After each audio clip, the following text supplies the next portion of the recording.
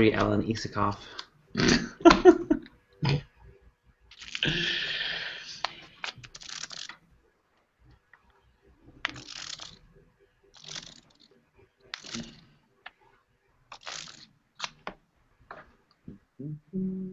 Who is shuffling cards? Me. Okay. All done. Shuffle done.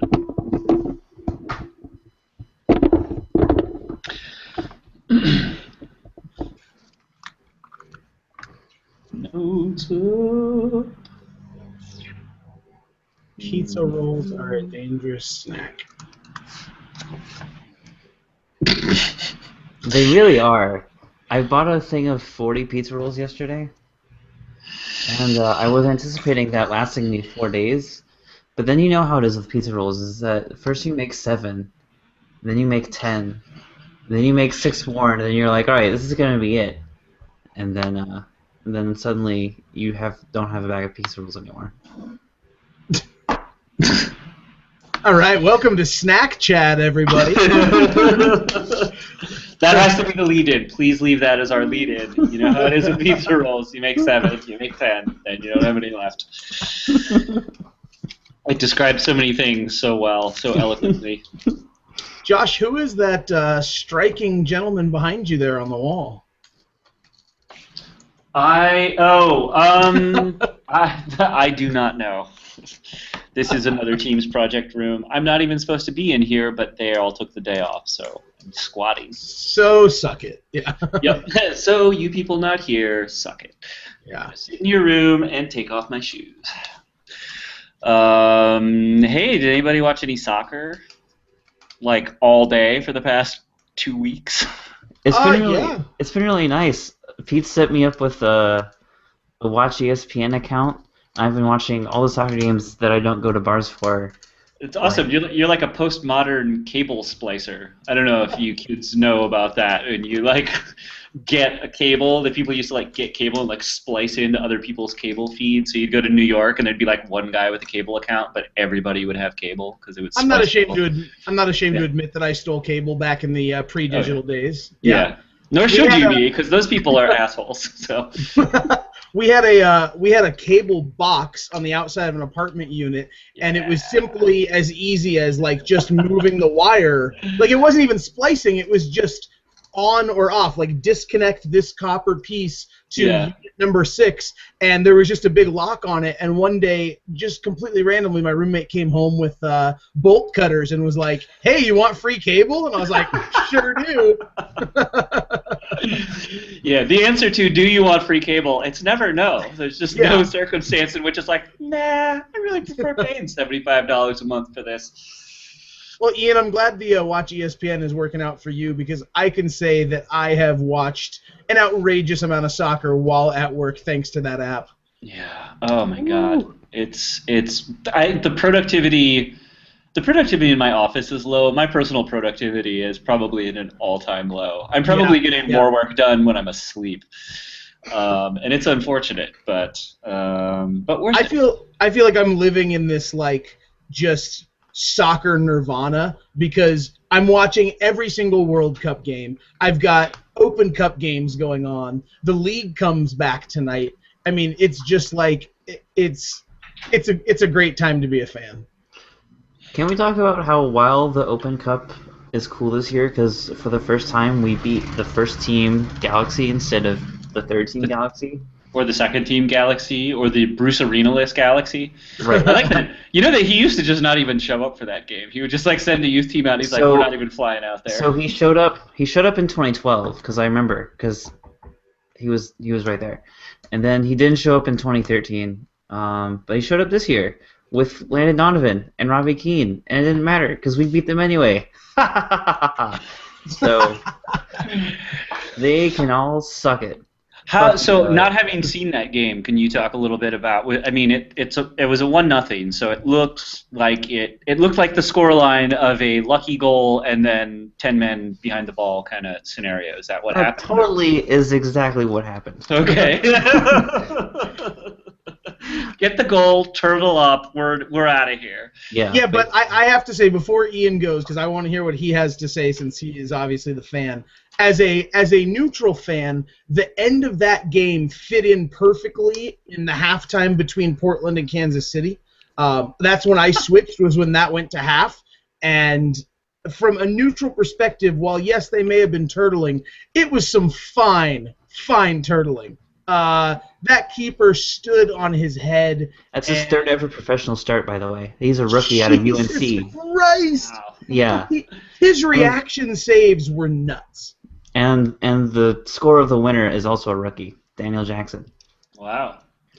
So, yeah, it was crazy. And another big storyline from that game that is probably more important to NASL and not MLS circles is that Nick Zimmerman, one of our best players a couple years ago, actually came back to play his first game in like 18 months. And also, Landon Donovan kind of looked like shit. That's the word on the street.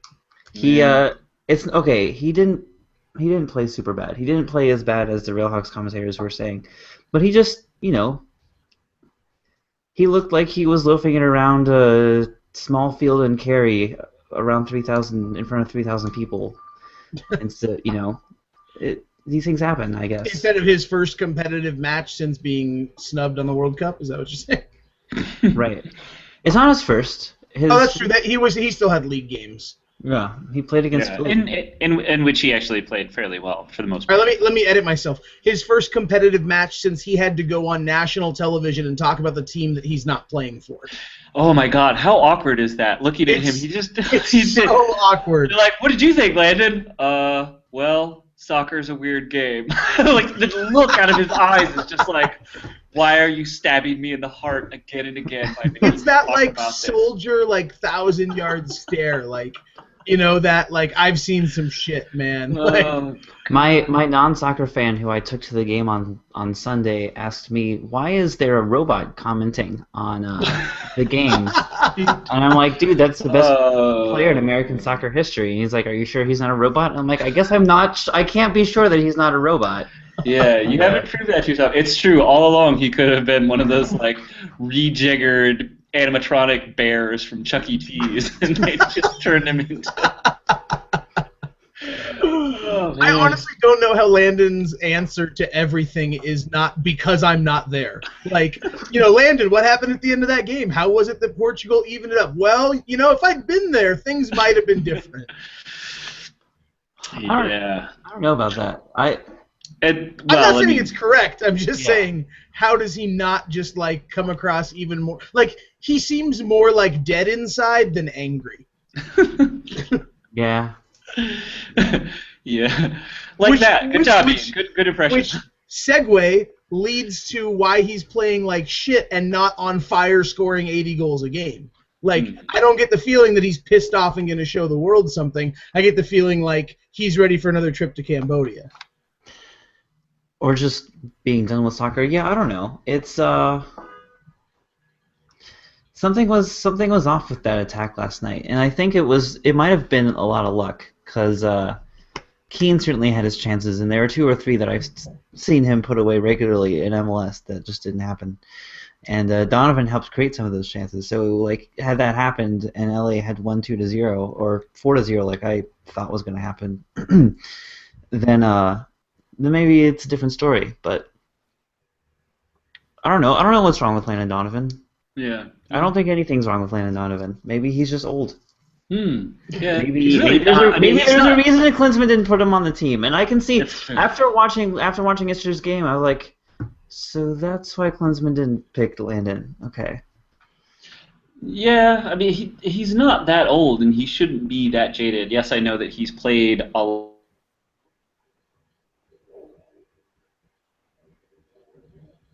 like 11 years. It doesn't seem to be slowing him down excessively. So I don't know. I mean, I think with Landon, it's probably more just that he seems and has said on multiple occasions that he's just kind of out of love with the game. So where that leaves him, for finishing out the season and what that means for him next year, I don't know. But yeah. Yeah. I don't know. I don't have much to say about him. He's He's a guy. Yeah, Yeah. he was a guy who was not playing soccer particularly well. A man not playing particularly well amongst a group of 11 men also not playing particularly well. Well, the Galaxy will come back, and Yeah. I think it's funny that we shut out the Galaxy like I don't know 2 or 3 weeks after giving up 6 goals in Edmonton Mm. against yeah. I mean, not doing well in the U.S. Open Cup has never slowed the Galaxy down from doing pretty well in the league before. So, it's very pointedly a competition that Bruce Arena and most of the team do not really care that much about. So, I don't think that this is going to be something that's going to derail their season. Unlike, say, Portland, who I bet if they lose in the Open Cup, it's going to freak everybody out. They're just starting to look good, but you can tell that Merritt and everybody is making such a big deal about the Open Cup that if they do slip up at some point, that's probably going to make the wheels come off of the bus just when it's starting to get going. Well, y'all are in the quarters now against. It's true against Seattle. Yeah. Against Seattle, which unfortunately is going to be played at I think the smallest stadium in the greater Seattle area. Kind of unfortunate for the the number of people who want to get into this thing. It's going to feel like a lottery.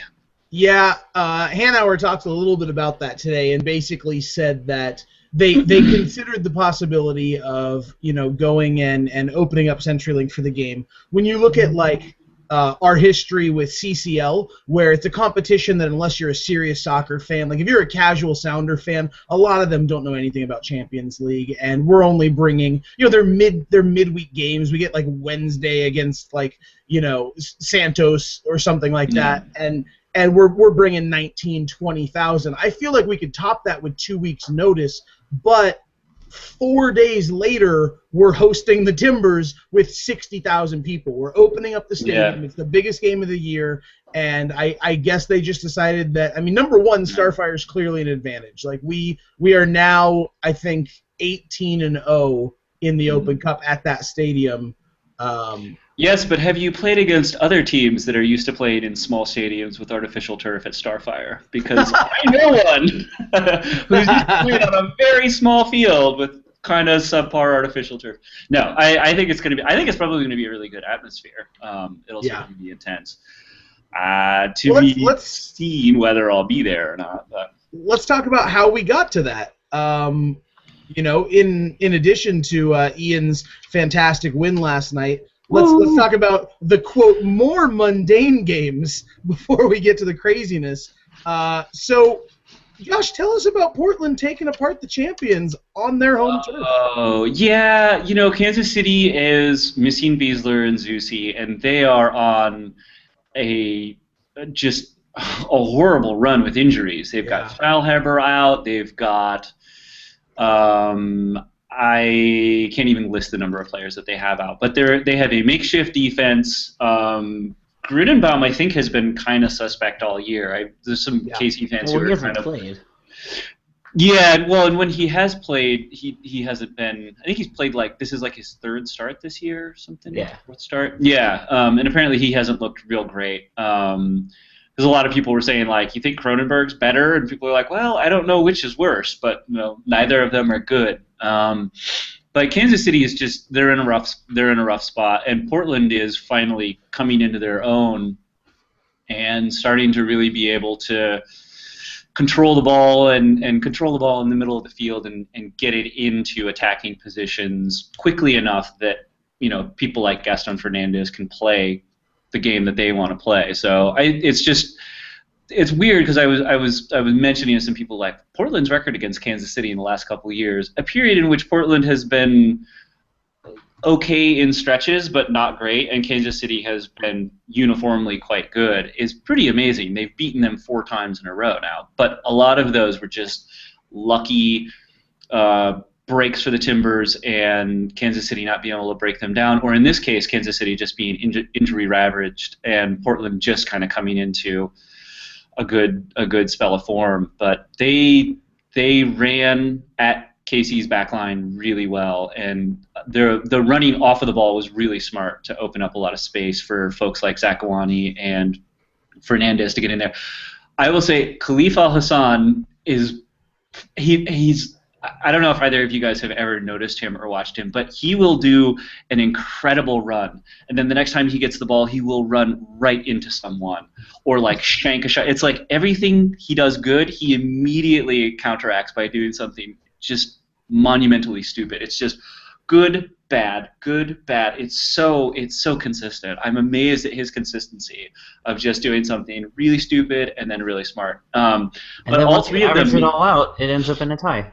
once you average it all out, he's kind of mediocre. But yeah, all of those guys, all three of them at the front, and Max are really they made a lot of space for each other, and it wound up working out really well against Casey's pretty inexperienced back line. So I think it was a good win for the Timbers, but it wasn't like they went in and spanked a full force Kansas City. It was more that they got in and were playing well against a team primarily comprised of the B side or backups for KC. Cool. What about Seattle? That was a bruising game. That took a while. It was unlike any game that I've seen in the Open Cup for the Sounders. First of all, we almost never concede the first goal at Starfire. Only happened a couple of times. So, the game is exactly what you'd expect to start out. You're playing San Jose, who is a tall, physical, direct playing team on a small pitch of questionable turf. And, it's exactly what you expect. They're going to be physical, and Lenhart's going to throw elbows at guys with histories of concussions, and, you're going to get exactly what you expect to start the game.